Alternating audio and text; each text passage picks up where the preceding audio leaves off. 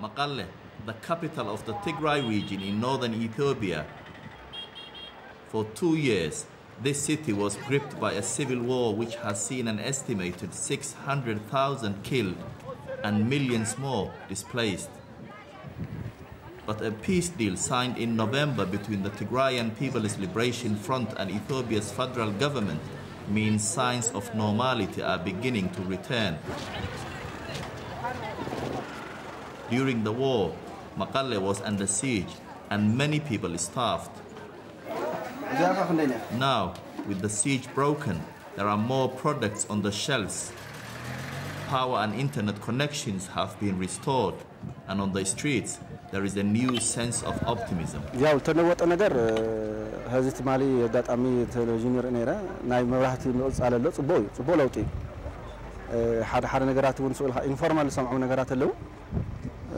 تلوتي يشتغل تهذب بعلو السلام بوال معلم منفس صبو منفس يلله ما تبزح نجار سقنيسي وحازل له نجارات متعم صبوعي كنا نرى بتعمي أخبار نير كل نجار ما لتواتي خي كتجازي تحسوي نجارات بيجز أخي ترجع لملسي لوزح نيرو ما تبتعمي خبارات نيرو حازقن يا صبوعي نيا كل نجار سدحنا يو عم سلأي.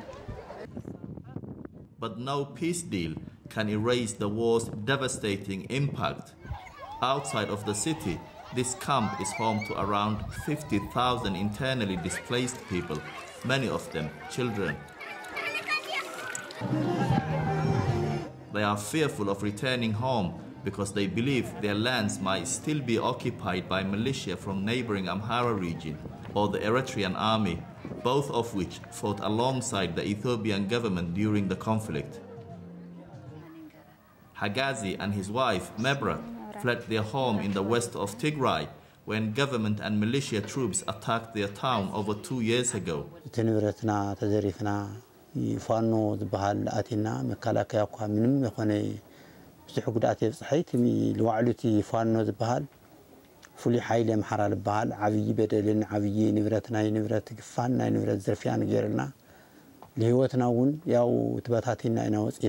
لازم حنا طفو سدراتاتنا نطيق انا بعد غاديس هاي همنا هذا حياه سلازي فلت طعمي تحقيسه مزحت هزه تግራይስ ها خفات اموت ابخيات انا بعديس فرق نفسيه شاقيله زحدر لخو قطر ليتله ويها ميل خطخوني ويا من تايتن اخلا والخيه ان نحضر لخص من برهان تغورنا ولا تخا حاوخا أنا هم إنه هني تفلت الناس اللي أسألتهم بس تحاورنا حريف. Their story is a familiar one. Throughout the war, I traveled across Tigray and the neighboring regions. Everywhere I went, I saw evidence of atrocities carried out by both sides. Children like Samir, forever scarred by the bomb which hit his home. And Mullah, who watched as his brother and 2 nephews were shot in front of him. But one of the war's darkest legacies is the systemic use of rape as a weapon, a war crime under the Geneva Convention. It's a story I heard time and again from people like Sister Mulu, who runs a clinic for survivors of sexual violence. When I visited her 2 years ago, the brutality suffered by her patients was already taking its toll. It's very painful service to us. How can I clarify it?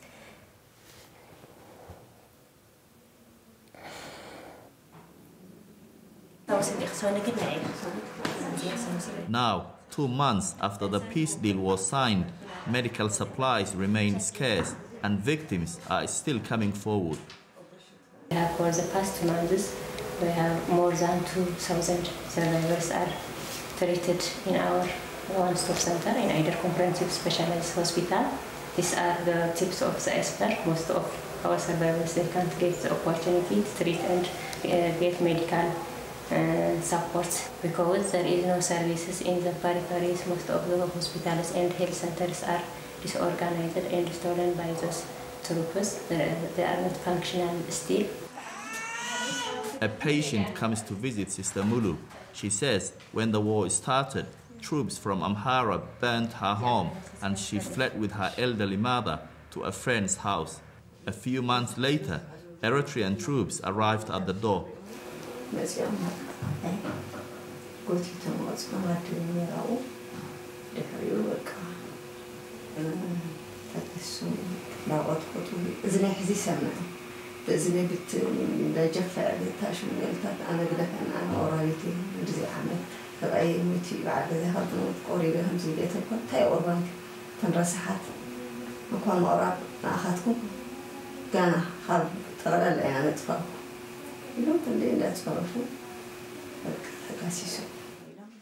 Although the guns and bombs have been silenced, this woman, like so many others, is still left with physical and mental scars of the war.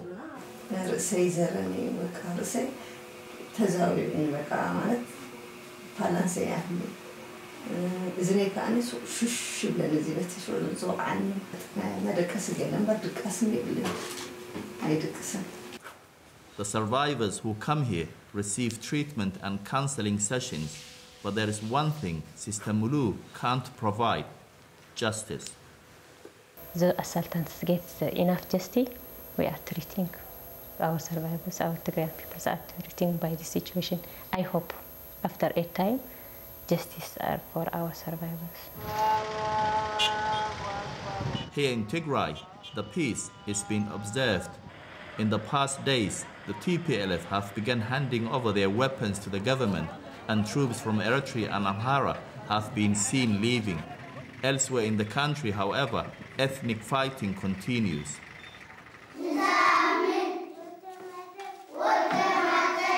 Children left orphaned by the conflict can only hope that Ethiopia's cycle of ethnic violence might one day be broken for good.